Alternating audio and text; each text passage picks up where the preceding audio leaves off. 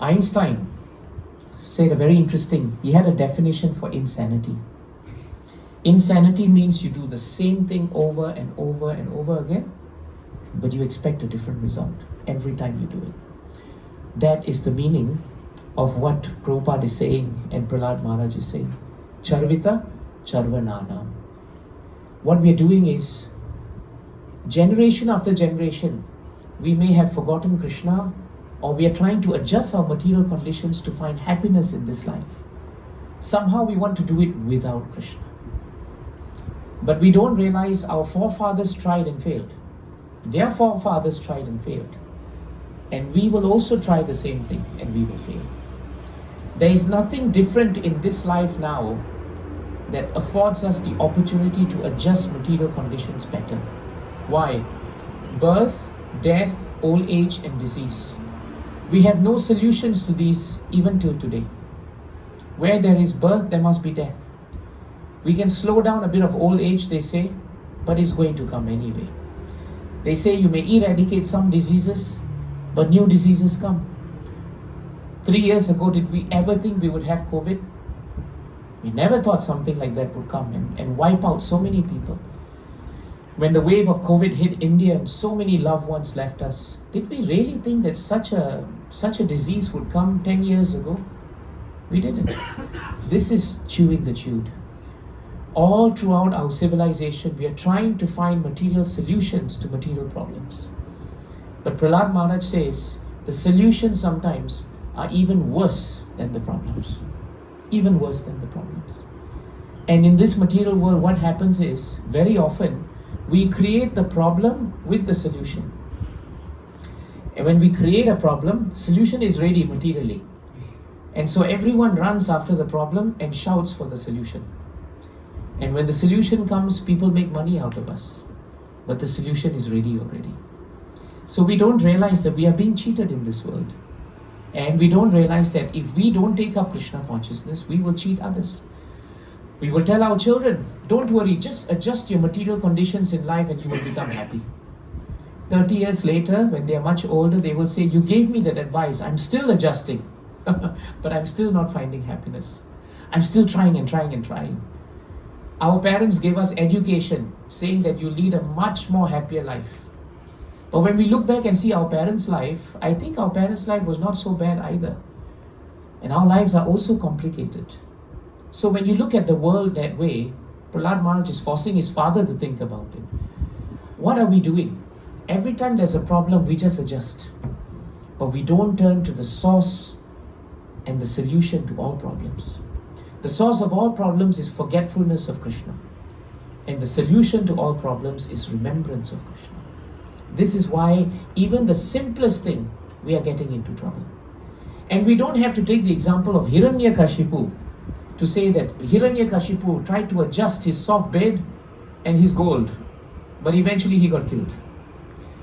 In fact, sometimes even as devotees, we are still trying very hard to adjust material life.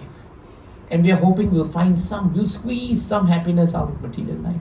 Like what you say, you try to squeeze water out of stone, isn't it? It's a terrible task to squeeze water out of stone. You can't. You might as well bang your head on the stone. It's better.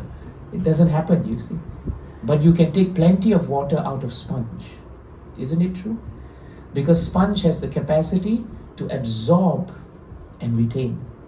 A devotee has the capacity to absorb the difficulties because he's Krishna conscious. So instead of breaking, like trees break, he's like the lalang grass, that no matter how much force is there, a devotee doesn't break. A devotee bends. He knows when to bend.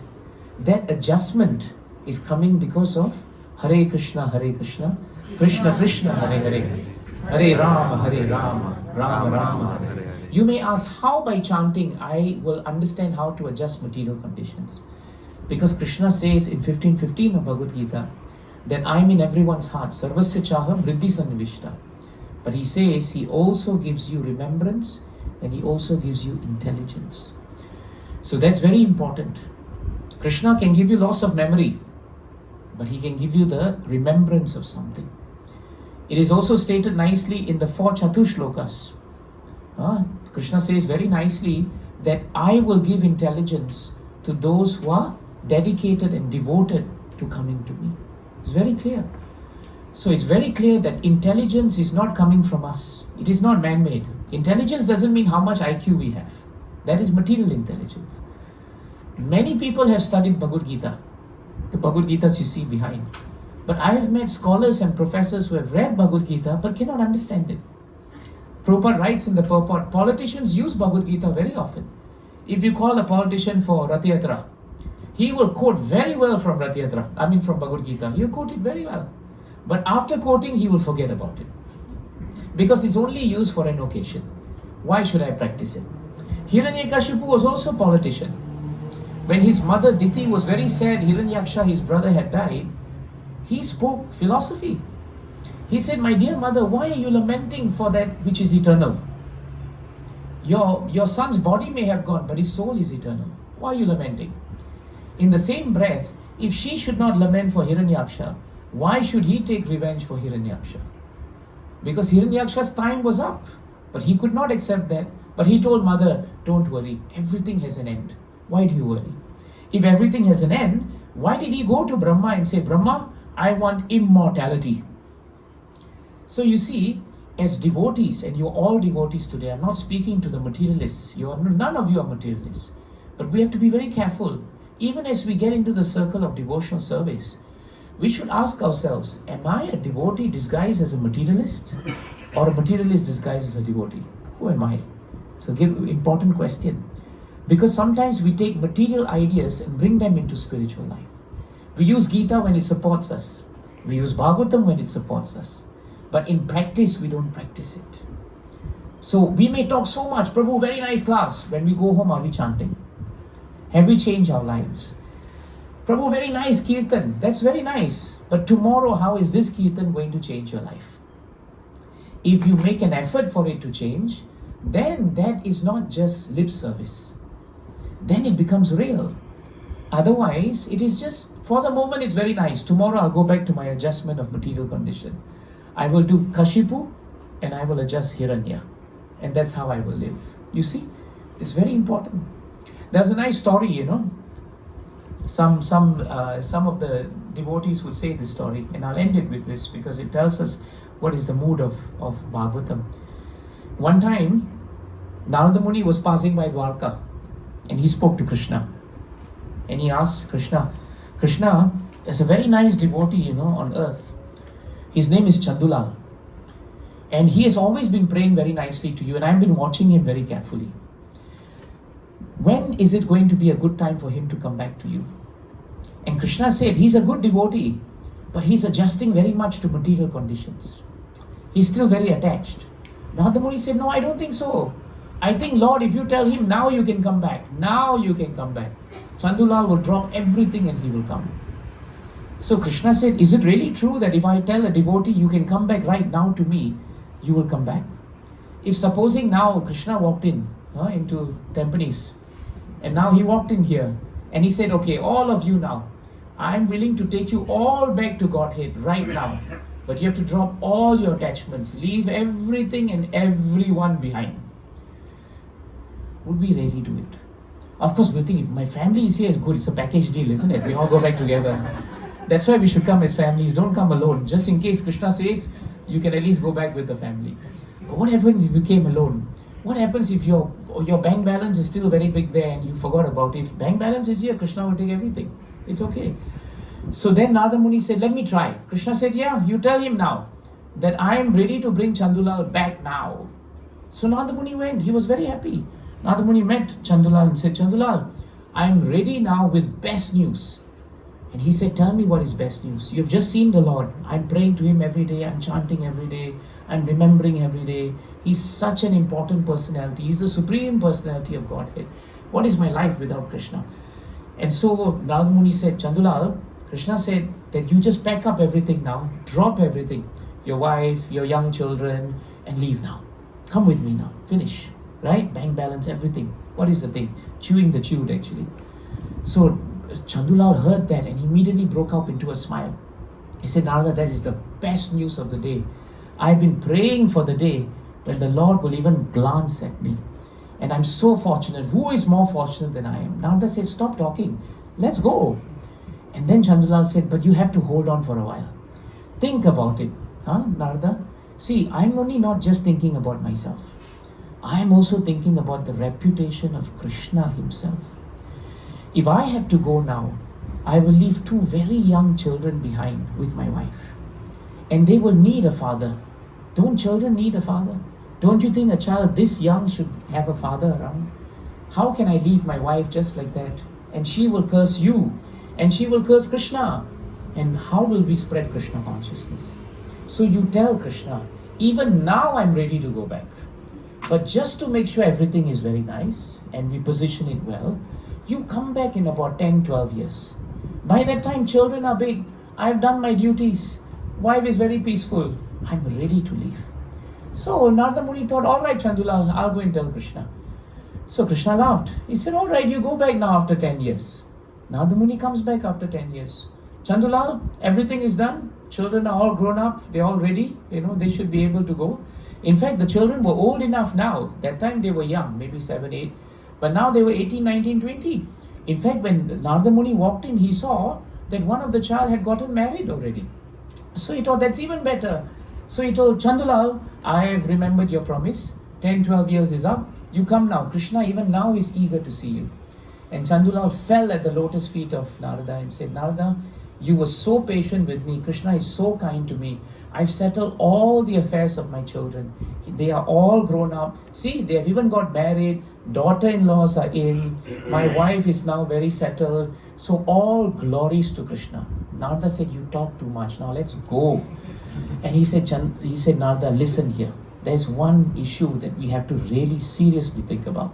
So Narada said, what other issues are there? He said, see, my 2 sons have got married. The daughter-in-laws are there. Now if I leave, only my wife is left with 2 daughter-in-laws. 1 daughter-in-law is already difficult. If you have 2 daughter-in-laws in the same kitchen with your wife, it's going to be too much for her. She can't handle it. We have a saying, right? In villages and in India, in a kitchen there should be 1 lady. If there are 2 ladies in the kitchen, we have to pray very hard. Everything should be okay, but we have to pray very hard. So then Chandulal said, if I leave now, my wife will be left to adjust with the daughter-in-laws. What happens if they have now, grandchildren? Wife will have to take care of the grandchildren. It becomes very difficult. So let's do one thing. Let me be there to assist my wife to adjust. I'll be there to adjust everything. Once I adjust everything, you come back. By then, grandchildren are all ready. Everything is fine. It'll all be all right. You don't worry about it. So come back, few years' time. Narada said, all right, don't worry. Krishna's promise is still there. He never revokes it. I'll come back. So Narada came back.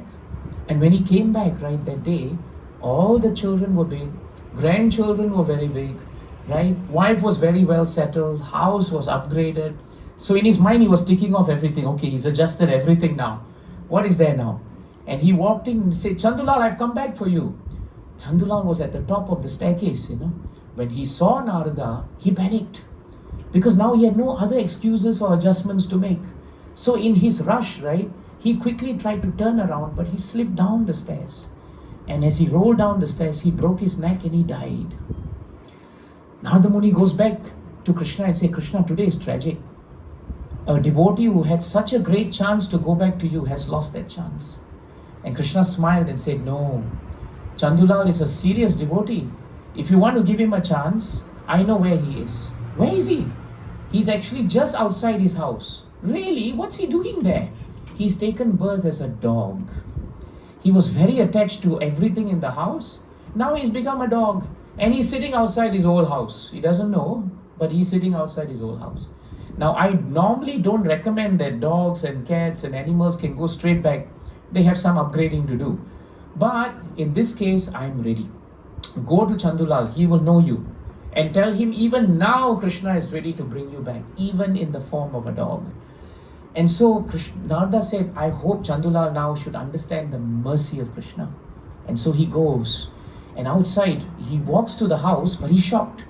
The house, outside the house, gates are open, door is open, nobody's in.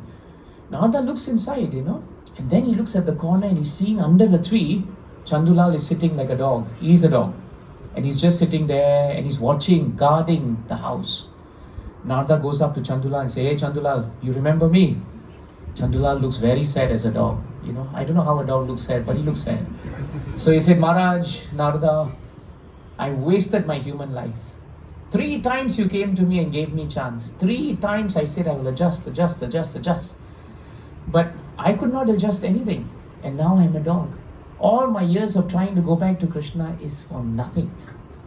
And now Narada says, "I have the best of news. Even now you can come back with me. Are you ready?" And Chandulal became so happy. He stood up, his tail started wagging. He was so happy. He said, "Today is my fortunate day. I'm ready to go back even now. Only one thing I have to do." See the house, Narada. These people just went out and had a good time in the village. They didn't bother to lock. All the gold I worked very hard for is in the drawer. My wife's saris are in the other drawer. My son's certificates are in that drawer. Let me sit here and wait until they come back. And then I will go back to you, back to Godhead. And Narada said, "Just sit here and don't move and keep your adjustments. It doesn't matter." This is how life after life we have tried to adjust. And in this life, we are still trying to adjust. And we are still not convinced that this adjustment has been going on and on, chewing the chewed. But nobody has succeeded in adjustment. The only adjustment we need to make now is please put Krishna in the center. That's all we have to do. Can we do that, Prabhus and Matajis? What do you think? Is it too much to ask to start the day chanting Hare Krishna, Krishna Krishna, Hare Hare, Hare Rama, Rama Rama, Hare Hare? Is it too much to just change our lifestyle a bit so that we include more time for Krishna? Is it too much to understand that everything we have accumulated will leave us and other things will also leave us? This is a very important thing for us to ask. What will stay with us? And amidst all that adjustment, again we will lose the focus. So that is one Chandulal. But if you think about it, if we are not careful, we have many Chandulals. So we have to be careful. My spiritual master gave this story in a house. And after he finished it, he turned to the host and asked him, "What is your name?" "I forgot." He said, "My name is Chandulal." So he said, "No, I had no idea your name was Chandulal." So I hope nobody here is actually Chandulal.